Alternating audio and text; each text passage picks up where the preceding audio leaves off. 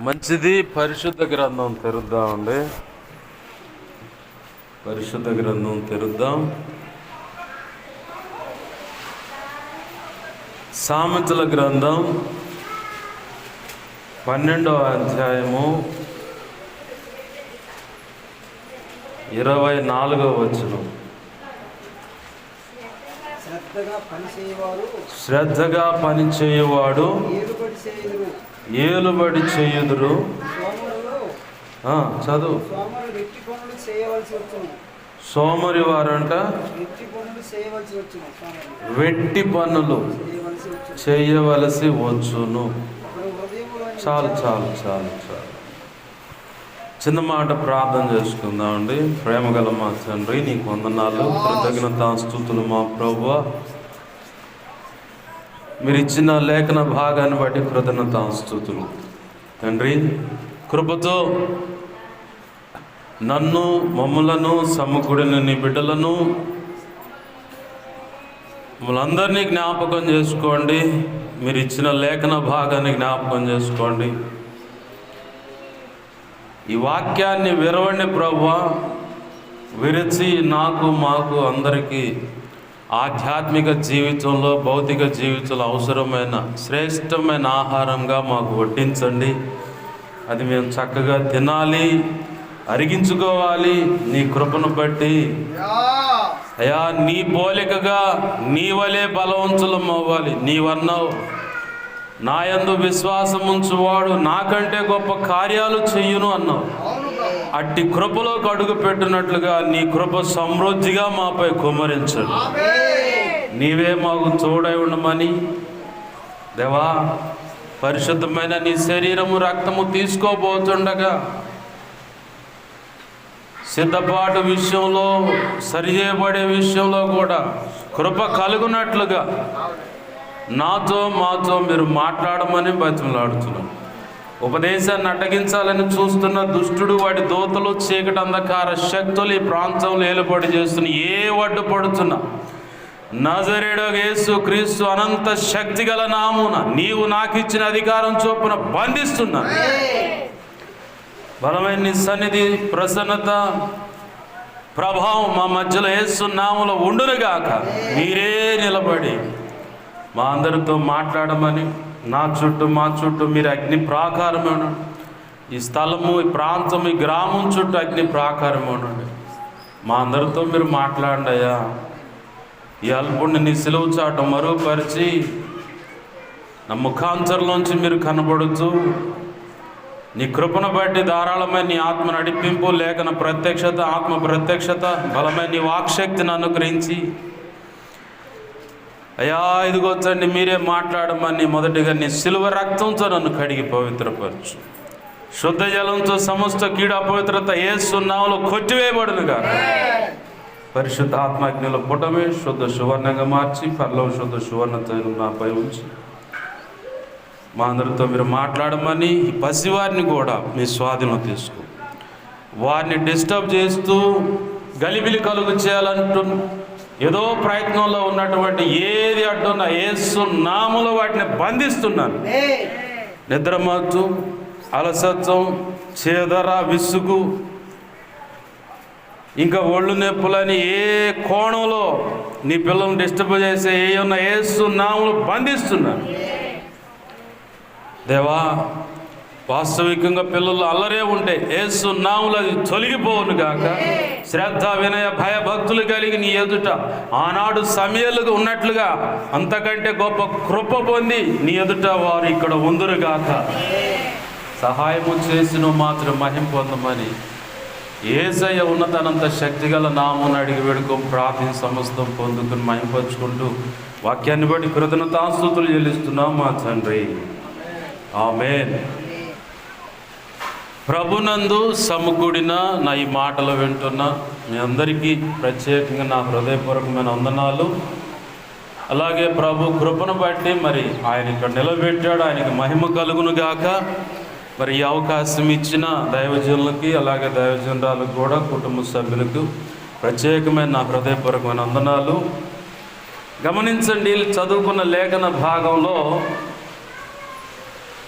రాయబడిన మాట, శ్రద్ధగా పని చేయువారు ఏలుబడి చేయుదురు. ఎంతమంది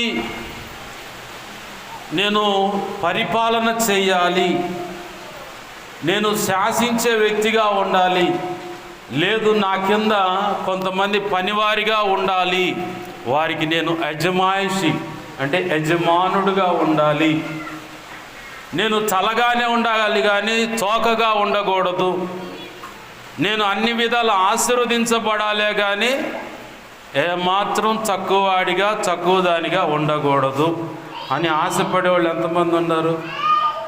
ఎందుకులే పాస్టర్ గారు, మేమంతా అదే ఆశతో ఉంటే. ఆమేన్, హల్లెలూయా. గమనించండి, మనం ఆశపడటంలో తప్పులేదు, ఆశించటంలో తప్పులేదు, కానీ దానికి ఒక క్రమం అనేది ఉంది. మనం ఆశించేదానికి ఆశపడేదానికి తప్పులేదు, కానీ దానికి ఒక క్రమం ఉంది. ఆ క్రమంలోకి నువ్వు వస్తేనే ఆశీర్వదించబడతావు, ఆ క్రమంలోకి నువ్వు వస్తేనే ఆశించింది నీకు దొరుకుతుంది. ఆమేన్, హల్లెలూయా. ఏంటి ఆ క్రమం అంటే శ్రద్ధ కలిగి, శ్రద్ధగా. శ్రద్ధ అంటే ఏంటి? మాకేం తెలుసు? పసివాడిని మనం గమనిస్తే, ఎవరైనా దైవజనుల పిల్లలైనా విశ్వాసుల పిల్లలైనా నేను చెప్పే సలహా, వాడిని బాగా గమనించినప్పుడు వాడికి ఫలానా దాని మీద ఇంట్రెస్ట్ ఉంది. ఇంట్రెస్ట్ అంటే శ్రద్ధ. ఫలాందు వాడు బాగా శ్రద్ధ కలిగి చేయటానికి పూనుకుంటున్నాడు, ఫలాంది దాని మీద వాడు దృష్టి పెడుతున్నాడు అన్నది నాకు అవగతం అయితే, అర్థమైతే వీడికి ఫలానా విద్యను నేర్పండి అంటాను నేను. ఇప్పుడు మనకు శ్రద్ధ ఉంది కాబట్టే ఇల్లంతా చక్కగా ఊడ్చి, ఏ వస్తువు ఎక్కడుండాలో అది అమర్చి, అవునా కాదా? ఇంటికి ఎవరన్నా పెద్దలు వస్తున్నారనుకో, ఇల్లంతా చల్లా చెదురుకుంటే ఏమంటారు? అసలు వీళ్ళకి అసలు ఇల్లు ఊడ్చుకోవటమే వల్ల కావట్లేదు, సోమరులు ఇల్లు అని చెప్పాడు. అదే ఇల్లంతా చక్కగా అమర్చబడి ఉందనుకో, ఏమనుకుంటారు? చాలా శ్రద్ధగా ఇల్లును మాత్రం శుభ్రంగా పెట్టుకున్నారు అని. ఇల్లును చూడు, ఆ తర్వాత ఇల్లాలను చూడు అని చెప్పి లోకంలో సామెత. ఎందుకు? మా పరలోక దర్శనాలు తర్వాత చూదురు కానీ దేవునికి మహిమ కలుగును గాక. హల్లెలూయా. ఏంది? నా కోసం కూడా దర్శనాలు చూదురు కానీ ఏమనుకో, మాకంటే కొద్ది నిమిషాలే. ఇంటిని చూడు, తర్వాత ఇల్లాలను చూడు. ఎందుకంటే ఇల్లాలను బట్టి ఇల్లంతా శుభ్రంగా ఉంటుందని అర్థం దానికి. ఇప్పుడు ఇల్లంతా చిందరవందరగా ఉందనుకో, పరిస్థితి ఏంది? ఏమి లేదు, ఇక చెప్పుకోవడానికి ఏముండదు, అంత పరువు పోయిన పరిస్థితి కనపడుతుంది. కాబట్టి భక్తిలో మనం శ్రద్ధ కలిగి ఉండాలి. వినయ భయ భక్తులు అంటారు, శ్రద్ధ భక్తి అంటారు. శ్రద్ధ కలిగి భక్తి చేయాలి, శ్రద్ధ కలిగి పని చేయాలి. పని చేసేవాడు మాత్రమే ఏలుబడి చేయగలుగుతాడు. పని చేయకుండా ఆడ కూర్చొని ఏదన్నా వ్యవహారం చేయాలంటే ఏమవుతుంది? వీడు చెయ్యా పెట్టడు కానీ వీడు మాత్రం పెత్తనం చేయాలని చూస్తూ ఉంటాడు. ఆ పని ఎలా ఉండాలంటే శ్రద్ధ కలిగి అంట. బైబిల్లో ఇంకో చోట మాట ఉంది, ప్రసంగి గ్రంథం 9వ అధ్యాయంలో ఇంకో మాట ఉంది. ఆ మాట కూడా చూద్దాం. 10వ వచనంలో, చేయుటకు నీ చేతికి వచ్చిన ఏ పని అయినను నీ శక్తి లోపం లేకుండా చెయ్యుము. ఏం చేయాలంట? చేయుటకు నీ చేతికి వచ్చిన పని, అది భౌతికమైన ప్రపంచంలో ఉన్న జీవన సంబంధమైన ఉపాధి అయినా, ఉద్యోగమైనా, ఆధ్యాత్మిక జీవితంలో దేవుడు నీకు ఇచ్చిన పరిచర్య. బాగా గమనించండి, నా వైపు చూడండి. మీరంతా బైబిల్కి వెళ్ళి చూడొద్దు. తర్వాత నేను రెఫరెన్స్లు ఏమి అడగను. నాకు మామూలుగానే ప్రస్తుతం నా ఎదుటున్న వ్యక్తుల యొక్క ఆధ్యాత్మిక పరిపక్వతను బట్టి వాక్యం ప్రభు అందిస్తే అలా వాడుతూ ఉన్నాడు నన్ను. ఏంది, మిమ్మల్ని క్రాస్ రిఫరెన్స్లు అడగను, ఇందాక ఏం చెప్పానని ప్రశ్నేను. ఉపమాన రీతిగా ఒక కథలాగా మీకు అర్థం కావడానికి పరిశుద్ధాత్మ దేవుడు నడుస్తున్నాడు. ఎవరు ప్రార్థన చేద్దు పొరపాటును కూడా ఈ దుర్మార్గుడు వస్తే 2-3 గంటలు ఇస్తిరేసినట్టే ఉంటుంది, మడతలు పోవన్న పరిస్థితిలో ఉండొద్దు. అర్థమైందా? రిఫరెన్స్లు నేను అడగను, క్రాస్ రిఫరెన్స్ కూడా అడగను. దయచేసి నా వైపే చూడండి, నా వైపే చూడండి అనమాట. దైవజనులు అంటూ ఉంటారు, ఇదిగో వస్తున్నా, త్వరగా వస్తున్నా అంటే అమాత్యంగా పులిపెట్టు నెట్టుకొని కింద పడ్డంట దైవజనుడు. అయ్యా వస్తున్నా అంటే నేను అర్థం చేసుకోలేదయ్యా సర్దుకోవటానికి. కానీ దయచేసి ఏంది, నేను వస్తున్నానని చెప్పను కానీ నా వైపు చూడండి. ఆమేన్, హల్లెలూయా. మీరు కూడా చెప్పండి హల్లెలూయా. బాగా గమనించండి, పరిచర్యలో అయినా భౌతిక సంబంధమైన జీవన సంబంధమైన ఉపాధి, రెక్కల కష్టం కావచ్చు, నీ సొంత పని ఉండొచ్చు, ఒక ఉద్యోగం కావచ్చు, ఒక వ్యాపారం కావచ్చు, వాటిలో శక్తి వంచన లోపం లేకుండా నీ పనితీరు ఉండాలి. అప్పుడు మాత్రమే నువ్వు ఏలుబడి చేయగలవు, ఒకడికి ఇచ్చేవాడిలాగా ఉండగలవు, ఒకడికి ఇచ్చేవాడిగా ఉండగలవు. అసలు నువ్వేమి చేయకుండా అడు కూర్చొని నాకి అంటే ఏమిస్తాడు దేవుడు? నీ వంతుగా నీ రెక్కల కష్టం అక్కడ పెట్టుబడి పెట్టాలా, వ్యక్తిగతంగా, భౌతిక, ఈ లోక సంబంధమైన విషయాలు. వ్యవసాయమైనా నువ్వు పోయి దుక్కి దొన్నకుండా, విత్తనం నాటకుండా అదే మొలుసుద్దులేంటే ఏం మొలుచి, పిచ్చి మొక్కలే మొలుచి, ఇంకేం ఉండదు మొలవటానికి. నీ వంతుగా నువ్వు పాటుపడాలా వ్యవసాయ భూమి విషయంలో అయినా సరే. లేదా పశువులు ఉన్నాయా, వాటికి ఏమేమి అక్కర ఉన్నాయో అక్కర్లు తీర్చుకుంటూ వస్తూ ఉంటేనే అవి చూలు కడతాయి, ఈత వస్తుంది, ఆ తర్వాత సంతానోత్పత్తి అనేది జరుగుతూ ఉంటుంది. అది ఈనకపోతే నీకు యాడ్ నుంచి వచ్చి మిగతాయన్నీ.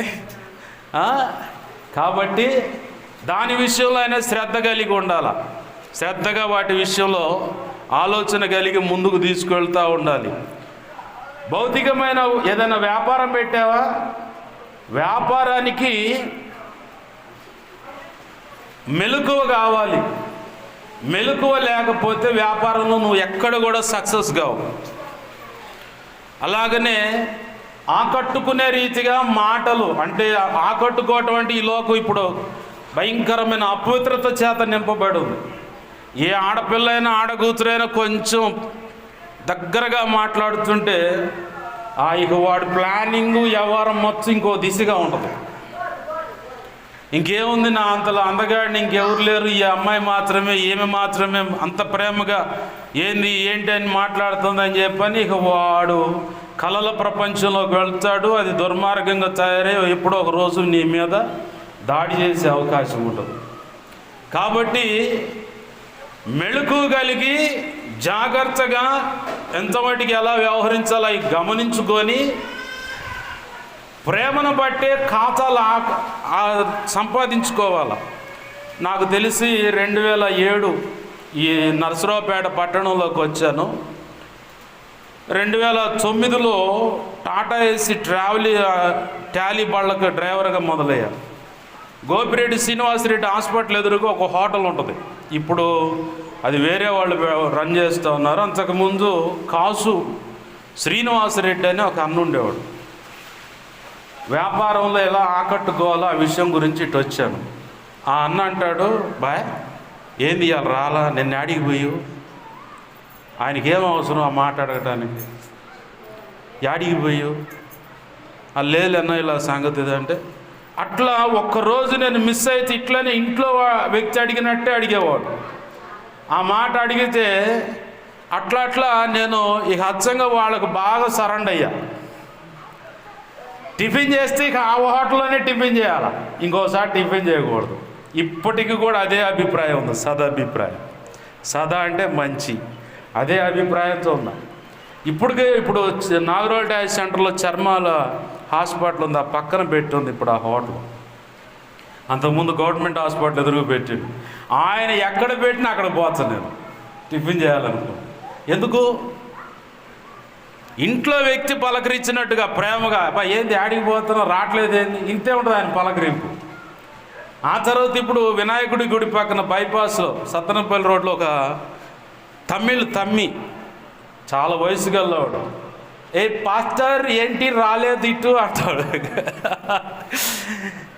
అయినా ఏది నీకెందుకు అని చెప్పంటే, పూరి స్పెషల్ తినాలి, నువ్వేంది రావట్లేదు, నువ్వు రా అని చెప్పని పిలుస్తాడు. ఆ వచ్చి రాని తెలుగుతో ఆకట్టుకునే ఆ మాటలు ఆ ఓనర్కి చెప్పా, ఏడి మనిషి అన్న. ఎవరు అండు, మీ తమ్మి ఏడంటే తమ్మేడంటే రాలేదు ఇయ్యాలి, ఆయన ఉంటేనే వ్యాపారం వృద్ధిలోకి వచ్చుద్దయ్యా. అదేందండి, ప్రేమగా పలకరించే వ్యక్తి వ్యాపారంలో ఉండాలి. నువ్వు ఏ వ్యాపారం అన్నా చెయ్యి. ఆకట్టుకునే మాట. ఇప్పుడు ఆ తమ్మి ఆడుంటేనే ఆడకొచ్చి కనపడుతున్నా నేను. ఏడు రాలేదంటే నిన్న కరెంటు బిల్లు కడతానికి పోతే ఆడ కనపడు, ఏంది రాలేదు, సుక్కలాలు అంటాడు. వస్తా డ్యూటీకి వస్తా అంటాడు. కడుపులో తీసి పెట్టాల్సిన పని లేదు. ప్రేమగా ఒక మాట. అది వ్యాపార విషయంలోనే కావచ్చు, పరిచర్యలో కూడా ప్రేమ కలిగి ఒక్క మాట పలకరించు. ఒక విశ్వాసిగా పక్కనున్న వ్యక్తిని ప్రేమగా ఒక్క మాట మాట్లాడు. దైవజనులు మేమైనా సరే నేర్చుకోవాల్సింది ఈ విషయం. ప్రేమగా ఒక్క మాట మాట్లాడితే వాళ్ళే వెనకాల పడి వచ్చేస్తారు. ఆ ప్రేమ చూపించే విషయంలో కూడా శ్రద్ధ ఉండాలి. ప్రియురాలు ప్రియుడి కోసం శ్రద్ధ కలిగి ప్రేమను కనపరచడానికి ప్రయత్నం చేస్తుంది. ప్రియుడు తన ప్రియురాలికి కూడా శ్రద్ధ కలిగి ప్రేమను కనపరచడానికి ప్రయత్నం చేస్తుంది. భార్య తన భర్త తన భార్యకు ప్రేమను కనపరచడానికి శ్రద్ధ ఉంటుంది.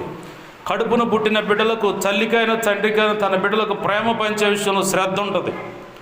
మనవ సంతానం విషయంలో పెద్దలైన వాళ్ళు ఎవరమ్మాయిలు అంటే కూతురు బిడ్డలయ్యాడు, మరి వీళ్ళు ఎవరమ్మంటే కొడుకు బిడ్డలయ్యాడు. వాళ్ళ కాడకు వచ్చేసరికి ఇంకొంచెం ఉప్పొంగిపోతాడు ఆ నాయనమ్మ. అవునా కాదా? ఆ ప్రేమను కనపరిచే విషయంలో శ్రద్ధ కలిగి ఉండాలి.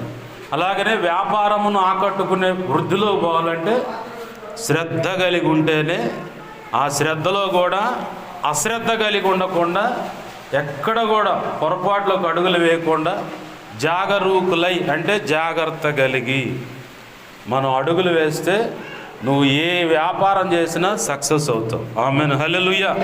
నీ రెక్కల కష్టార్జితం ఏదైనా నువ్వు సక్సెస్ అవుతావు.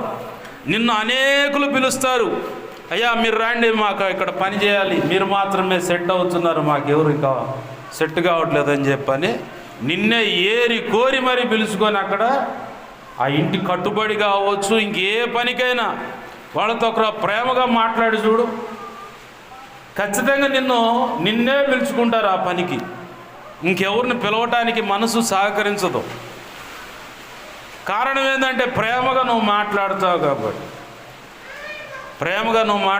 కాబట్టి ఇంకే వేరే వాళ్ళని ఎవరిని పిలవరు అన్నమాట. దయచేసి ప్రేమను కనపరిచే విషయంలో శ్రద్ధ కలిగి, అలాగే వ్యాపారం ఏదైనా చేతి వృత్తి ఉద్యోగం కావచ్చు, ఏదైనా శ్రద్ధ కలిగి నువ్వు గనక పని చేయగలిగితే ఆ పనిలో కూడా శక్తి వంచన లోపం లేకుండా. దైవజనుడు ఒఫీరయ్య గారు తన వ్యక్తిగత జాబులో ఉన్నప్పుడు ఇచ్చిన సాక్ష్యం ఏంటంటే, ఈసీఎల్లో రేడియో మెకానిక్ ఆయన.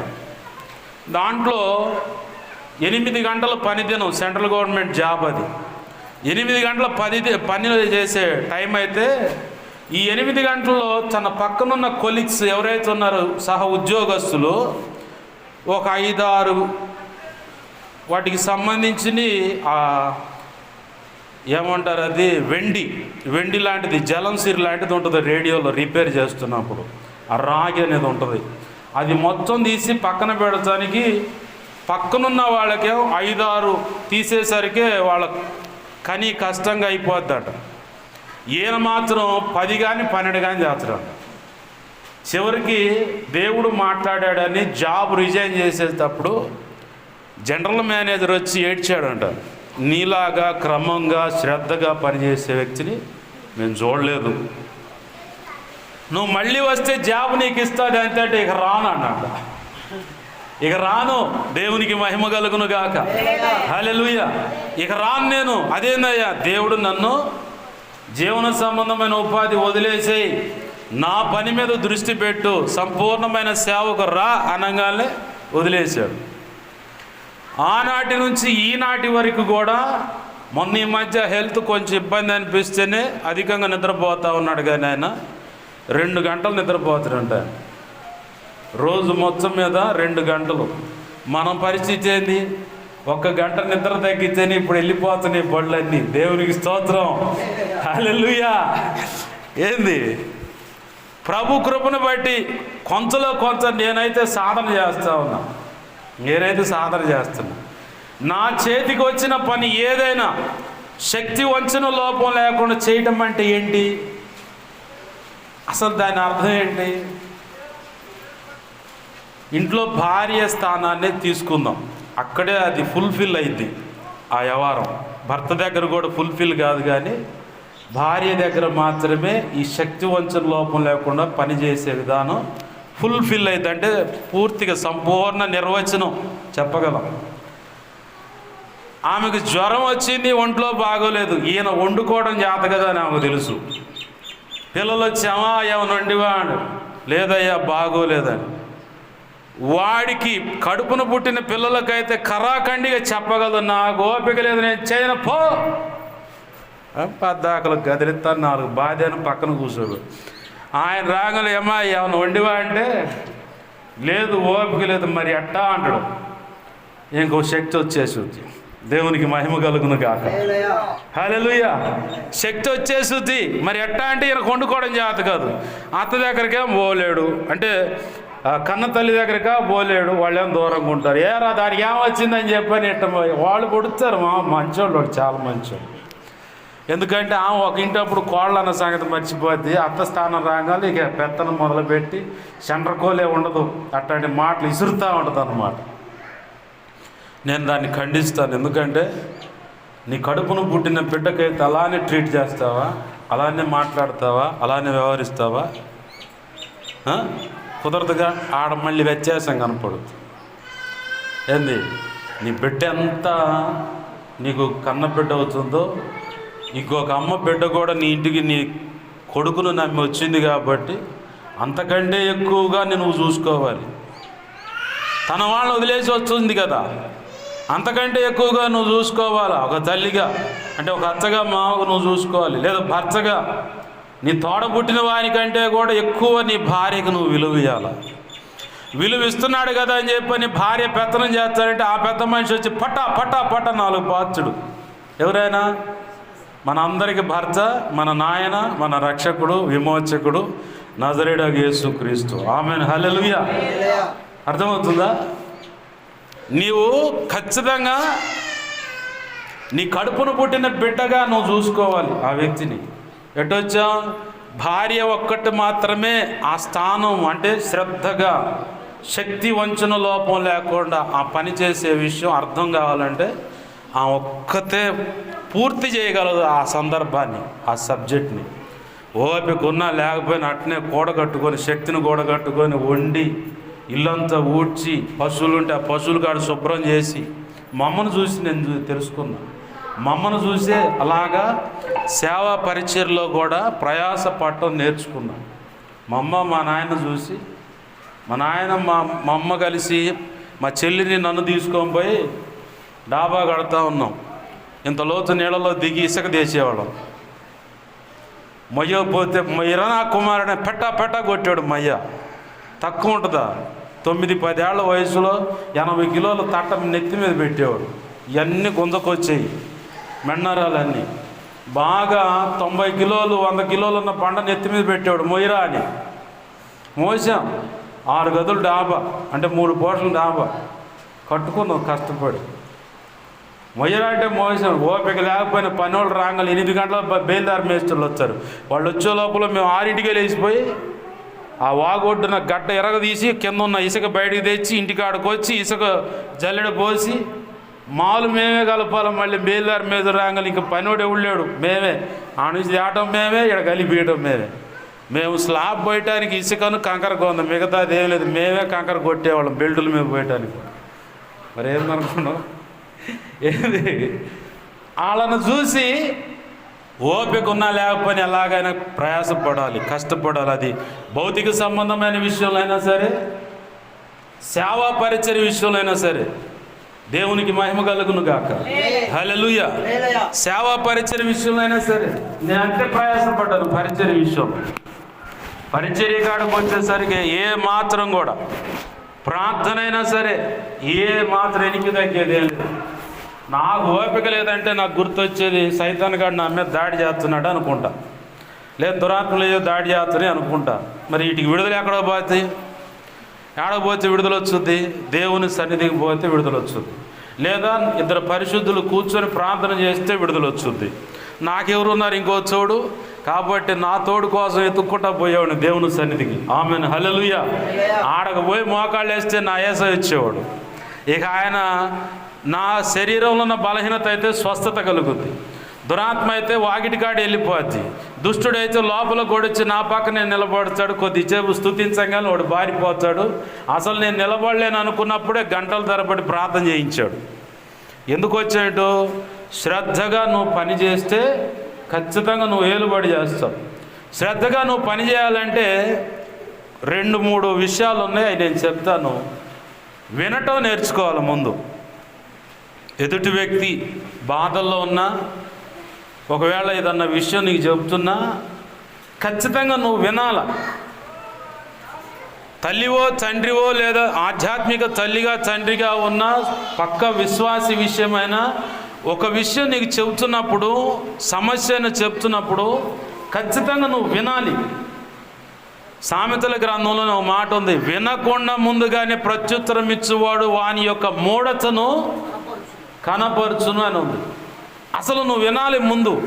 ఎవరైనా తొందరపడి ఏదైనా చెబుతా ఉంటే నేను అడ్డం తిరిగి ఏదో చెప్పాలని చూస్తా. ప్రభు అనేవాడు ఆగు, వాళ్ళు చెప్పేది విన్నాను.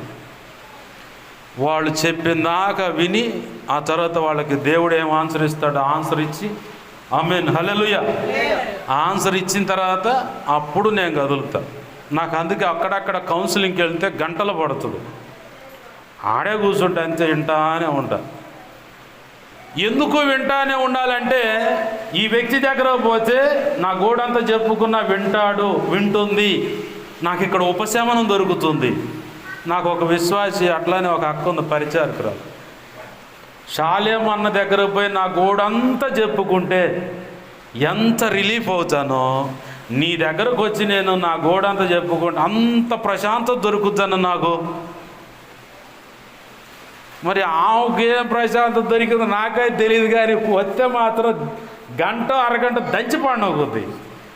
అయినా సరే విసుక్కోను. ప్రభు అన్నాడు విను ముందు.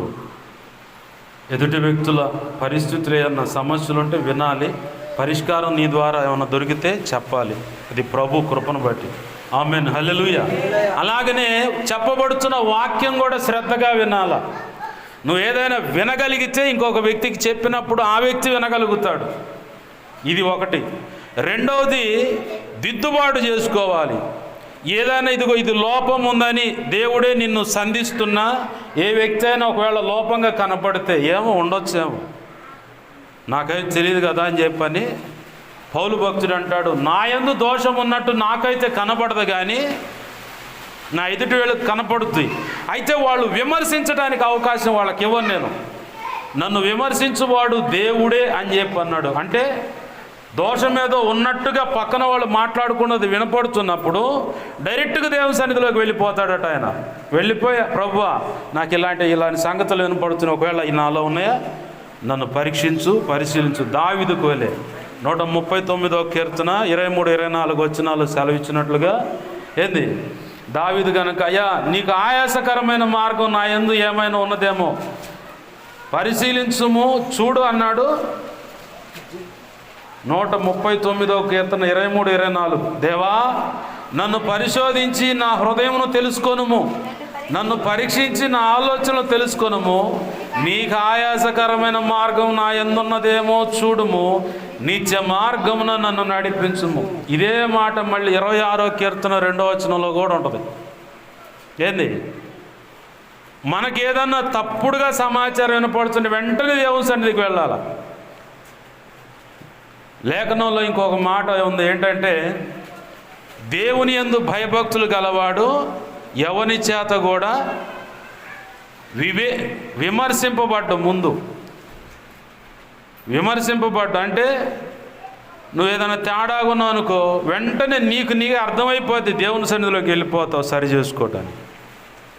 దిద్దుబాటు చేసుకుంటే ఏం చేయాలమ్మా? ఏం చేయాలి? శుభ్రంగా ప్రభు ఫలిస్తే తీసుకోవాలి. ఆమేన్, హల్లెలూయా. అంతేనా? ప్రార్థన చేసుకోవాలి, ప్రభు కృప పొందాలి, పరిశుద్ధాత్మ పొందాలి, అభిషేకం పొందాలి, ఆశీర్వాదం కోసం దేవుణ్ణి అడగాలి. హల్లెలూయా. ఇవన్నీ అడగాలంటే ముందు నువ్వు వినాలి. నువ్వు సరి చేసుకోమన్నప్పుడు దేవుడు సరి చేసుకోవాలి. నేను ఇప్పటికీ చెబుతా, ప్రభు కృపను బట్టి. చిన్న పిల్లగాడు వచ్చి చెప్పినా ఫలాంత లోపంగా ఉందంటే వాడికి ఏ కోణంలో అర్థమైందో తెలియదు, కానీ నేనైతే సరేనయ్యా అంట.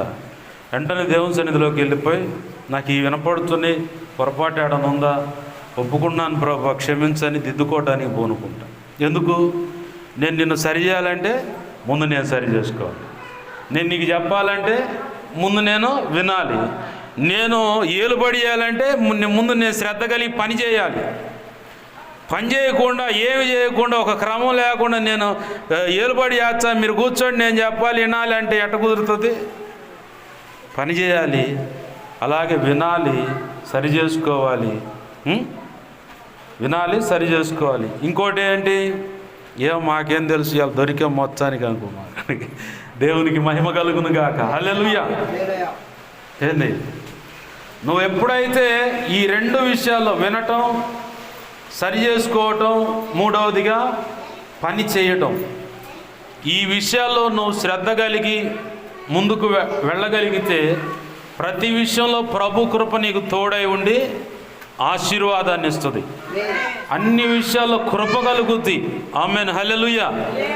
యోసేపు వాస్తవానికి తన అన్నలు తీసుకువెళ్ళి గుంటలో వేశారు. ఆ తర్వాత ఇష్మాయిలీలు వస్తూ ఉంటే వాళ్ళకి ఎంతకని వెండికి అమ్మేశారు, తీసుకువెళ్ళి సంతలో పెట్టారు. ఫరో వచ్చి కొన్నాడు, తీసుకువెళ్ళాడు, బానిసగా ఉన్నాడు. తర్వాత ఒక ఆడకూతురు, ఎవరావా పెద్ద మనిషి, యజమానుడు భార్య, బాగున్నావా ఏం సంగతి అంది.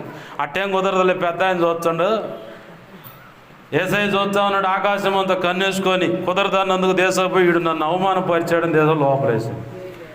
ఎన్ని శ్రమలు, ఎన్ని పరిస్థితులు తనకు ఎదుట ఉన్నా లేఖనం సాక్ష్యం ఇస్తుంది, ఇనప సంఖ్యలో అతను బాధించాయంట. కానీ దేవుడిచ్చిన మాట మాత్రం వెనువెంటనే జరగాలని పరిగెత్తుతా వస్తూ ఉందంట. అతను తరుముకుంటా వచ్చినని మాట ఉంది. 105వ కీర్తనలోనో 109వ కీర్తనలోనో ఉంది, చూడండి ఆ మాట.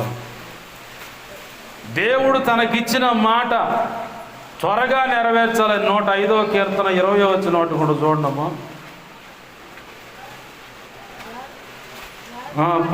18 కాడ నుంచండి. వారు సంఖ్యల చేత అతని కాళ్ళను నొప్పించిరి, ఇనుమ అతని ప్రాణమును బాధించెను. అతడు చెప్పిన సంగతి నెరవేరు వరకు యెహోవా వాక్కు అతన్ని పరిశోధించుచుండెను. పరిశోధించేది ఎప్పుడండి?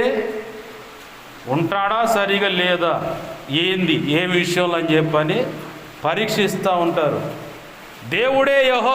దేవుడైన యెహోవా యోసేపును పరీక్షిస్తూ వచ్చాడట. తనకిచ్చిన కళ, తనకిచ్చిన దర్శనం, దాని విషయంలో ఎంత శ్రద్ధ కలిగి ఉంటాడు ఏంటన్నది. తను ఎక్కడ పెట్టినా, తను ఎక్కడున్నా బాగా గమనించండి. ఆ ఫరో ఇంటికి వెళ్తేనే ఫరో కలిగిన సొత్తు యావత్తు ఆశీర్వదింపబడిందాడు. యాకోబు తన మామింటికి పోతే యాకోబును బట్టి తన మామ ఆశీర్వదించబడ్డాడు. ఎవరైనా అసలు ఆ పేరు పెట్టుకున్న తమ్ముడు ఉండు ఇనిమేళ్ళలో, సేమ్ అయ్యే కళ్ళు, అయ్యే ఆవేశాలు. పోయిన పట్ట 4 పైన నీ పేరేందన్న లాభ అన్నాడు. కళ్ళలు కనపడుతున్నాయి ఆ లక్షణాలు అనుకున్నా. లాభానికి ఆవేశం ఎక్కువ, దుందుడికి వెళ్ళిపోయేదో చేయాలని ప్రయత్నం చేస్తాడు. ఈ లోపల దేవుడు ఎక్కువ తక్కువ మాట్లాడో చస్తావు సుమే అన్న దేవుడు. ఏంది? యాకోబు తన మామ ఇంటికి పోయిన ఆశీర్వదింపబడ్డాడు. ఎవరు? యాకోబు కాదు, యాకోబు మామ. యోసేపు ఫరో ఇంటికి వెళ్తే ఫరో ఆశీర్వదింపబడ్డాడు. ఈ రెండు సంగతులు ఇద్దరు గమనించారు. నువ్వు ఎక్కడ పని చేస్తున్నా, ఎక్కడ ఉన్నా నిన్ను బట్టి నీ మామైన ఆశీర్వదించబడాలి, నిన్ను బట్టి నీ యజమానుడు ఆశీర్వదించబడాలి, నిన్ను బట్టి సంఘం కూడా ఆశీర్వదించబడాల. సేవకుడు చెప్పాలి, అదిగో పలానా చెల్లెలు, పలానా అక్క, పలానా తల్లి, పలానా తమ్ముడు, పలానా అన్న మేమున్నా లేకపోయినా శ్రద్ధ కలిగి దేవుని పాదాలు పట్టుకొని పెనుగులాడతారు. మా ఆత్మీయ తండ్రి అయితే నేను కానీ నా స్నేహితుడు నోవ పాష గారు ఏదన్నా పని అప్పచేస్తే అనేసి కాముకి వెళ్ళిపోతాడు, ఉండడు, మమ్మల్ని పట్టించుకోడు. ఆయన కంటే తక్కువ ఖర్చులో ఎక్కువగా క్వాలిటీ ఉండే వస్తువును తయారు చేయించే విషయంలో మేము ఉంటామని తెలుసు. రూపాయి ఎక్కువ ఖర్చు చేయరు, వ్యర్థంగా ఉండరు, ఖాళీగా ఉండరు. ముందు అంతకంటే ముందు వీళ్ళు ఖాళీగా ఉండరు, వాళ్ళు కూడా ఖాళీ అసలు ఏదో ఒక పనిలో ఉంటారని చెప్పని దైవజనుడికి ఉన్న నమ్మకం ఉండడు, వెళ్ళిపోతాడు పక్కకి. నిన్ను బట్టి కూడా నీ దాసుడు, నీకు ఎవరినైతే ప్రభు ప్రేమించి ఏర్పాటు చేసాడు, దైవజనుడు అయినా దైవజనురాలైనా ఫలానా వాళ్ళు ఉన్నారు, ఖచ్చితంగా నమ్మకంగా ప్రార్థన చేస్తూ ఉంటారు. జారిపోయిన వాడిని కూడా పట్టకు రావడానికి ప్రయత్నం చేస్తారు. వాళ్ళు ఉంచగా వచ్చే పాయింట్లే మనకెందుకు అనుకోరు. ఖచ్చితంగా ఈ ఒక్క విషయం కూడా ఎందుకో దేవుడు గుర్తు చేస్తూ ఉన్నాడు.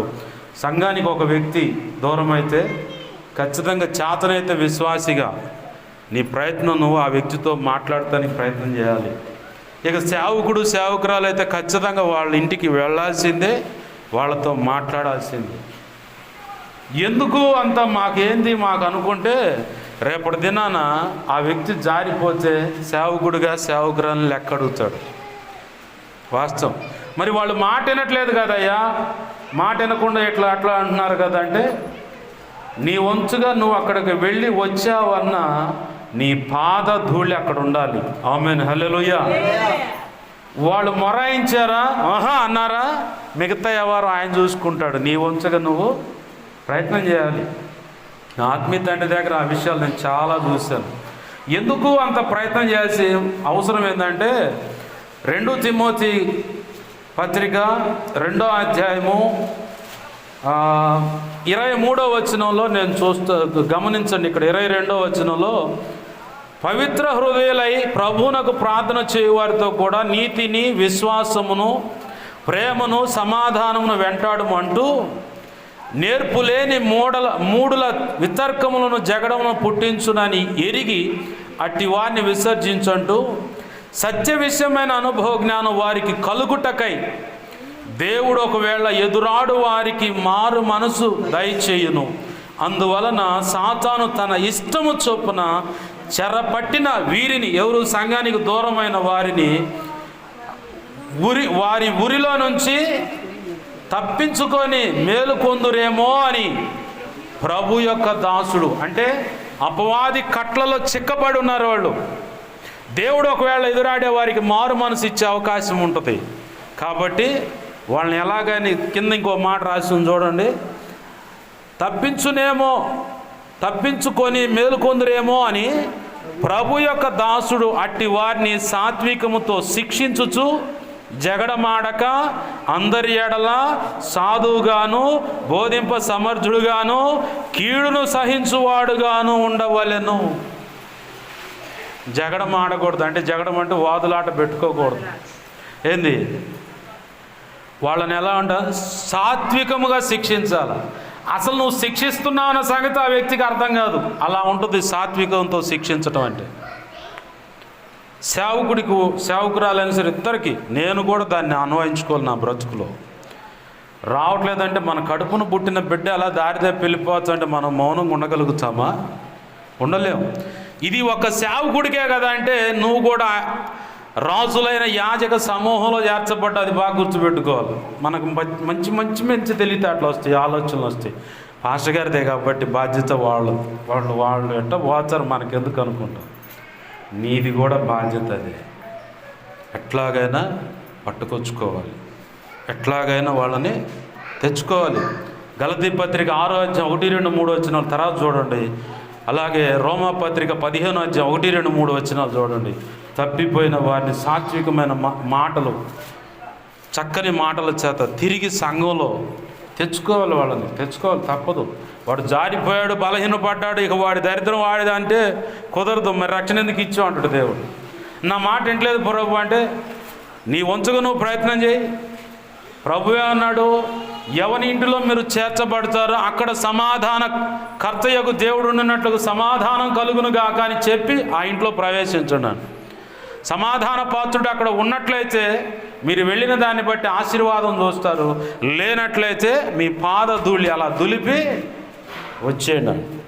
నువ్వు అడుగు పెడుతున్నా బచ్చలాడుతానికో రండయ్యా, పొరపాటు మాదే కావచ్చు, క్షమించండి అయ్యా అని చెప్పని అడుగుతున్నప్పుడు దేవుడు వింటానే ఉంటాడుగా, చూస్తానే ఉంటాడుగా. అసలు ఒక దైవజనుడు అయితే ఏకంగా మాదే పొరపాటు అని సంఘంలో ఉన్నటువంటి పరిచారకులు ఆ కుటుంబం దగ్గరికి వెళ్ళిపోయి కాళ్ళు పట్టుకొని క్షమాపణ అడిగారు. అంత అవసరం వాళ్ళకి. అయ్యా, సంఘ కాపరి పైన వ్యవస్థాపకుడు చెప్పిన మాటను బట్టి వెళ్ళిపోయి, వాస్తవానికి వాళ్ళదే తప్పు కావచ్చు, కానీ నీ వంతుగా నువ్వు వెళ్ళి వాళ్ళతో మాట్లాడు, సమాధానపడు, సాధ్యమైతే కాళ్ళైనా పట్టుకోమంటే వెళ్ళిపోయారు. కాళ్ళు పట్టుకున్నారు భార్యాభర్తలిద్దరు. సంఘ బిడ్డల కాళ్ళు పట్టుకొని క్షమాపణ అడిగి మాదే తప్పని వస్తే, వాస్తవానికి దైవజనులు తప్పు లేదు, అవతల వ్యక్తులు తప్పు ఉంది. ఆ ఇల్లు శపించబడింది. దైవజనుడు చిన్నబుచ్చుకున్నాడా? దేవుడు తన తలను ఎత్తిపెట్టాడు. ఆమేన్, హల్లెలూయా. అది బాగా గుర్తుపెట్టుకోవాలా. ఇంకొక జబ్బు ఉండదు మనకు, సంఘంలో రాంగాల్ని వీళ్ళు అట్టున్నారు ఇట్టున్నారు అని చెప్పి పొరపాటును కూడా నోరు జారకూడదు. వచ్చారు, దేవుడు కృపనిచ్చాడు, ఆశీర్వదించేది దేవుడే, శిక్షించేది దేవుడే, మేలైన కీడైనా వాళ్ళకు అనుమతించేది దేవుడే. కాబట్టి మనం నోరు మెదపక దేవుని వైపు చూస్తూ మన భక్తి మనం చేసుకుందాం. శ్రద్ధ కలిగి దేవుని పని చేద్దాం. శ్రద్ధ కలిగి వ్యాపారమైన చేతి వృత్తినైనా చేద్దామండి. ప్రభు కృపను బట్టి ఏలుబడి చేసేవారిగా మిమ్మల్ని చేస్తాడు. ఆమేన్. వింటావా శ్రద్ధగా? ఖచ్చితంగా నువ్వు చెప్పేది పక్కన వాళ్ళు వింటారు. దిద్దుకుంటావా? ఖచ్చితంగా పక్కన వాళ్ళు నువ్వు చెప్పింది దిద్దుకుంటారు. నేర్చుకుంటావా? ఖచ్చితంగా నువ్వు ఇంకొక వ్యక్తికి నేర్పగలుగుతావు. ఈ 3 విషయాలు చాలా విలువైనవి. వినాలి, దిద్దుకోవాలి, అలాగే నేర్చుకోవాలి. ఈ 3 చేస్తేనే నువ్వు ఏలుబడి చేయగలుగుతావు సేవలో. ఈ 3 చేస్తుంటేనే నువ్వు ఏ విషయంలో సక్సెస్ అవుతావు. ఈ చేయకుండా 4వది శ్రద్ధగా పని చేయకుండా నాకు అయి కావాలి ఈ కావాలి వాళ్ళు చేయాలి వీళ్ళు చేయాలంటే కుదరదు. అసలు సెట్ అయ్యే సెక్షనే కాదు. దేవుని పాదాలు పట్టుకుందాం. ప్రభువా, లేఖనపు కాంతిలో నుంచి ఒకవేళ దేవుడు నీతో మాట్లాడితే దేవుడిని ఎదుట యథార్థంగా ఒప్పుకోయా, నేను శ్రద్ధ కలిగి పని చేయట్లేదు, వాస్తవమే సోమరిగా ఉన్నానని దేవుని పాదాలు పట్టుకో. దేవుడు పరిశుద్ధాత్మ దేవుడు ఎందుకో గుర్తు చేస్తూ ఉన్నాడు. ఈ మధ్య ఒక దైవజనుడు కళ చెప్పాడని చెప్పుకొచ్చాడు. ఏంటయ్యా కళ అంటే, తన పై వస్త్రం వెళ్ళిపోతున్నది కూడా గమనించలేనంతగా నిద్రపోతూ ఉన్నాడు. దాని అర్థం ఏంటంటే తన యొక్క సాక్ష్యం పోయిన సంగతి కూడా అర్థం కానంత నిద్రమొచ్చులో ఉంది తన జీవితం. దాని అర్థం అది.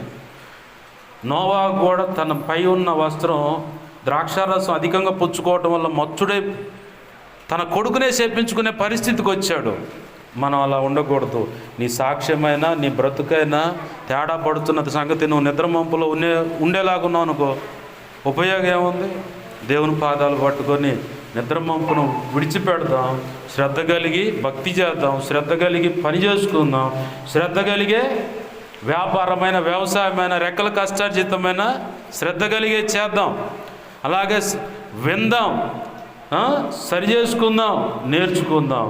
అప్పుడు మాత్రమే నువ్వు ఏలుబడి చేయగలుగుతావు. ప్రభు అట్టి కృప మనందరికీ అనుగ్రహించునుగాక. రండి ప్రార్థన చేసుకుందామండి. దేవుని పాదాలు పట్టుకున్నాయా, ప్రభు బలను సమీపించబోతా ఉన్నాను. ఒకవేళ ఇదిగో లేఖనపు కాంతిలో నేను విన్న మాటలను బట్టి, దేవా నేను అశ్రద్ధగా ఉన్నానేమో, సంఘం ఎడల నా భార్య ఎడల అశ్రద్ధంగా ఉన్నానేమో, ప్రేమను పంచే విషయంలో అశ్రద్ధగా ఉన్నానేమో, దేవా భక్తి చేసే విషయంలో అశ్రద్ధగా ఉన్నానేమో, నీవిచ్చిన వ్యాపారమైన ఉద్యోగమైన వ్యవసాయమైన పశు సంపద విషయంలో అయినా అశ్రద్ధగా నేను బ్రతుకుతున్నానేమో, నిద్రమంపు కలిగి నేను బ్రతుకుతున్నానేమో, దయతో క్షమించయ్యా, దయతో క్షమించయ్యా అంటే ఆయన పాదాలు పట్టుకుందాం. ఒకవేళ నువ్వు వినే వ్యక్తిగా ఉండకుండా చెప్పడానికి ప్రయత్నం చేస్తే నీ బుద్ధిహీనత నీ మూఢత్వం తేట తెల్లమవుతుంది. నువ్వు వినాలి, ఎవరైనా వాళ్ళు సాధక బాధకులు చెబుతున్నప్పుడు నువ్వు వినాలి. విశ్వాసిగైనా సరే, దైవజనులుగా మేమైనా సరే వినాలి. విన్న తర్వాతనే ప్రత్యుత్తరం ఇవ్వగలుగుతాం. అలాగే వాక్యము శ్రద్ధగా వింటే దేవుని పక్షంగా నువ్వు నిలబడి చెప్పగలుగుతావు. దేవుడు నీతో మాట్లాడి సరి చేసుకోమన్నప్పుడు నువ్వు దిద్దుకుంటే ఇంకొక వ్యక్తిని నువ్వు దిద్దగలుగుతావు, సరైన మార్గంలో నడిపించగలుగుతావు. దేవుని ఎదుట నువ్వు నేర్చుకోగలిగితే ఇంకొక వ్యక్తికి నువ్వు నేర్పగలుగుతావు. ఈ అన్ని విషయాల్లో శ్రద్ధ కలిగి నువ్వు పనిచేయగలిగితే, శ్రద్ధ కలిగి ఇవన్నీ దేవుడే నా ప్రయోజనం కోరి, దేవుడే నా క్షేమం కోరి, ఇలాగ దైవజనుడు ముఖకాంతిలో నుంచి దైవజనుడు వాడుకొని అందిస్తున్నాడు ఈ వర్తమానము, ఈ సంగతులని నువ్వు గ్రహించిన దానవు, గ్రహించిన వాడివైతే ఖచ్చితంగా నీ చేతికి వచ్చిన పనిలో శక్తి వంచన లోపం లేకుండా ప్రయాసపడతావు. శక్తి వంచన లోపం లేకుండా ప్రయాసపడుతూ అయ్యో నాకు బాగోలేదనో, నేను ఈరోజు బాగోపోతే నా వంతుగా నేను చేయాల్సిన పని అక్కడ వెలితవుతుంది. కాబట్టి బాగున్నా లేకపోయినా ఓపిక కూడగట్టుకొని ఇంట్లో పని చేసినట్టుగా నా ప్రభు సన్నిధిలో మోకాళ్ళ మీద పెనుగులాడాలి, నా ప్రభు సన్నిధిలో నేను కనపడాలి, నా వంతుగా నేను నా ప్రార్థన నేను ఆయనకి వినిపించాలి, నేను వస్తానని ఆయన ముందుగానే కాచుకొని ఉన్నాడని చెప్పని నువ్వు పరిగెత్తుకుంటూ వస్తావు. ఒక ఇల్లు కాదు, ఒక మందిరం అని కాదు, ఎక్కడైతే పరిశుద్ధులు సమకూడుతున్నారో అక్కడ భేద అభిప్రాయాలు లేకుండా, ఆశ్రమించిన కుటుంబాల యొక్క భేద తారతమ్యాలు చూడకుండా పరిగెత్తుకుంటూ వచ్చేది దేవుని సన్నిధి, దేవుడు నిర్ణయించిన స్థలం అని చెప్పని పరిగెత్తుకుంటూ వస్తావు. దేవుని పాదాలు పట్టుకుని ఆయన అడుగుదాం, ప్రభువా యోగ్యమైన మనసుతో ప్రభువులో నేను చేయవేయాలయ్యా, అయ్యా అయోగ్యంగా నేను చేయవేయకూడదు ప్రభువా. ఇంతకాలం ఒకవేళ అశ్రద్ధ చేశానేమో నీ విషయంలో, ఇంతకాలం భక్తి విషయంలో అశ్రద్ధ కలిగి ఉన్నానేమో, ఈ కష్టాలకు, ఈ కన్నీళ్లకు, ఈ ఇరుకుకి, ఈ ఇబ్బందికి, ఈ వేదనకు కూడా పరిస్థితి నా అశ్రద్ధేనేమో. అయ్యా ఒప్పుకుంటున్నాను, క్షమించయ్యా. శ్రద్ధ కలిగి ఇప్పటి నుంచి పని చేస్తానయ్యా, శ్రద్ధ కలిగి వ్యాపారంలో ముందుకు అడుగులు వేస్తానయ్యా, శ్రద్ధ కలిగి పశు సంపద పోషణలో ముందుకు వెళ్తానయ్యా, శ్రద్ధ కలిగి వ్యవసాయం చేసుకుంటానయ్యా, శ్రద్ధ కలిగి భక్తి చేస్తానయ్యా, శ్రద్ధ కలిగి నేను వింటానయ్యా, శ్రద్ధ కలిగి అనేకులకు చెబుతానయ్యా, శ్రద్ధ కలిగి నేను నేర్చుకుంటానయ్యా, అనేకులకు నేర్పుతానయ్యా, శ్రద్ధ కలిగి నన్ను నేను దిద్దుకుంటానయ్యా, అనేకులను దిద్దుబాటు చేయడానికి పూనుకుంటానయ్యా. ఇవన్నీ నీ కృప ద్వారా నాకు అనుగ్రహించాయి అంటే ఆయన పాదాలు పట్టుకుందాం, ప్రార్థన చేసుకుందాం. ప్రేమగల మా కన్న తండ్రి యేసయ్యా, నీకు వందనాలు, కృతజ్ఞతాస్తుతులు ప్రభువా. లేఖనపు కాంతిలో నుంచి నీవు మాతో కూడా మాట్లాడుతున్నావు. విన్న మాటలు మా హృదయాల్లో పదిలపరచండి. అనేక పర్యాలు నెమరవేసి నేను మయంపరుచుకోవడానికి, ధ్యానించడానికి కూడా కృప నీవు.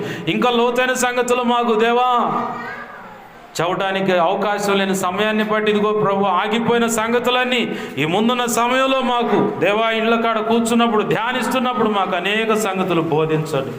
మనం బలపరచమని, నీవే తోడు నడిపి సహాయం వచ్చేయమని, యోగ్యమైన మనసుతో పనిలో చేయడానికి కృపణ దయచేయి. తప్పులుంటే నీ ఎదుట యథార్థంగా ఒప్పుకోవడానికి కృపనివ్వండి ప్రభువా. సహాయం వచ్చేసి నువ్వు మాత్రం మహిమ పొందమని ఈ వాక్యాన్ని హెచ్చించుకుంటూ నీ నామాన్ని గణపరుచుకుంటూ యేసు నామములో ప్రార్థన సమస్తం పొందుకొని మహిమపరుచుకుంటున్నాం మా తండ్రి. ఆమేన్.